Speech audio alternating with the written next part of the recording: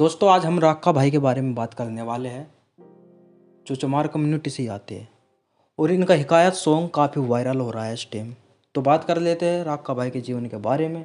राक्का भाई कहाँ के रहने वाले हैं, क्या करते हैं, कैसे म्यूजिक सीखा, कैसे म्यूजिक इंडस्ट्री में आए, इन सब चीज़ों के बारे में बात करेंगे।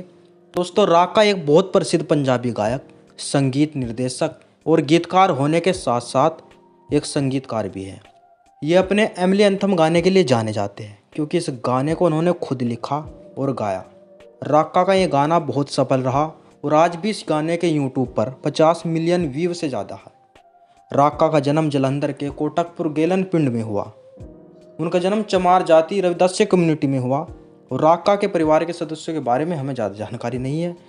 राक्का को अपने करियर को यहाँ तक आगे बढ़ाने के लिए अपने जीवन में काफ़ी कठिनाइयों का सामना करना पड़ा, लेकिन उनके माता पिता ने उनके करियर को आगे बढ़ाने के लिए उनका समर्थन किया। और दोस्तों राक्का को बचपन में गाना पसंद नहीं था, उन्हें इन सब चीज़ों का शौक़ नहीं था। ये बचपन में बहुत शरारती थे और इन्होंने बताया कि 12वीं तक पढ़ाई करने के बाद इन्होंने बीच बीच में कहीं स्कूल बदले। उनकी शरारतों की वजह से उन्हें स्कूल से निकाल दिया गया था। राक्का को बचपन से ही हेयर स्टाइल करना बहुत पसंद था, इसीलिए जब भी उनका मन होता है वो अक्सर अपने हेयर स्टाइल बदल लेते हैं। राक्का ने अपने करियर की शुरुआत संगीत बनाने से की थी। वो घर पर बैठकर संगीत बनाते थे और उस करियर को आगे बढ़ाने के लिए उन्होंने यूट्यूब पर संगीत बनाना शुरू किया। इनके संगीत को बहुत पसंद किया गया। इन्होंने करण रंधावा के झांझरा गाने को म्यूजिक दिया और इस गाने के म्यूजिक और लिरिक्स को काफ़ी पसंद किया गया था। इसके बाद राक्का ने करण रंधावा के फुलकारी गाने में भी म्यूजिक दिया और वो गाना भी सुपर हिट रहा। इसी तरह राक्का ने कई गानों में संगीत दिया और वो काफ़ी सुपर हिट रहे।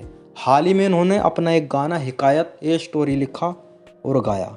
ये गाना राक्का ने अपनी पिछली ज़िंदगी के बारे में लिखा है और इस गाने पर एक ही दिन में 96 के व्यूज है। लोग इस गाने को सुनना बहुत पसंद कर रहे हैं। जब राक्का ने अपनी 12वीं कक्षा पूरी की तो इन्हें समझ नहीं आ रहा था कि इन्हें अपने करियर के लिए क्या करना चाहिए। इस कारण उनके माता पिता उनसे बहुत परेशान थे क्योंकि वो कुछ नहीं कर रहे थे। इसलिए उन्होंने यूट्यूब पर प्रेरक वीडियो देखना शुरू किया। राक्का को यहाँ से संगीत बनाने का विचार आया। उन्होंने यूट्यूब पर संगीत बनाने के बारे में सोचा और इसे चीज़ को सीखा। फिर इस करियर को बनाने के लिए राक्का एक कमरे में बैठकर म्यूजिक बनाते और सीखते, उसे यूट्यूब पर अपलोड करते। ऐसा करते करते उनके म्यूजिक को काफ़ी पसंद किया गया और अच्छे व्यूज आने लगे। फिर राक्का ने म्यूजिक डायरेक्टर के तौर पर इंडस्ट्री में कदम रखा और उन्होंने करण रंधावा के गाने झांझरा में म्यूजिक दिया। यह गाना 2020 में रिलीज हुआ था और इस गाने को काफ़ी पसंद किया गया। इसके बाद फिर उन्होंने करण रंधावा के गाने फुलकारी में म्यूजिक दिया और यह गाना भी काफ़ी सुपर डुपर हिट रहा। इन सब के बाद राक्का को काफ़ी लोकप्रियता मिली, लेकिन वो इससे संतुष्ट नहीं थे क्योंकि वो और पैसा जोड़ना चाहते थे। इसीलिए उन्होंने फिर से अपने गाने बनाना शुरू कर दिया। फिर राक्का ने 2023 में अपने यूट्यूब चैनल पर एमिली एंथम गाना रिलीज किया। इस गाने को उन्होंने खुद बनाया, खुद गाया, लिखा। इस गाने में उनका साथ दिया दीपक ढिल्लों ने और ये गाना बहुत मशहूर हुआ। लोगों को ये गाना बहुत पसंद आया और आज भी इस गाने पे। इसके बाद इन्होंने बोली जानदासी, कोबरा ड्राइवर, बुक्की जैसे कई गाने बनाए जो हिट रहे। राक्का ने एक और गाना बनाया था जिसका नाम था कलाकार, राक्का ने एक और गाना बनाया था जिसका नाम था कलाकार, लेकिन उस गाने में कुछ इन्होंने सच्चाई पेश कर दी जिस वजह से इसमें विवाद हो गया। लेकिन राक्का ने हार नहीं मानी। उन्होंने हाल ही में हिकायत ए स्टोरी नाम से एक गाना रिलीज किया।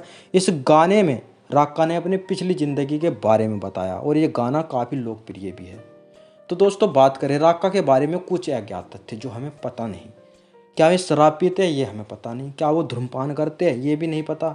एक मध्यम वर्गीय परिवार से संबंधित रखते हैं और जन्म चमार जाति में रविदास्य कम्युनिटी में रविदास्य धर्म में हुआ है। राक्का बचपन से ही बहुत शरारती थे। उन्होंने 12वीं कक्षा तक स्कूल बदले क्योंकि उनकी शरारतें के कारण उन्हें स्कूल से निकाल दिया गया था।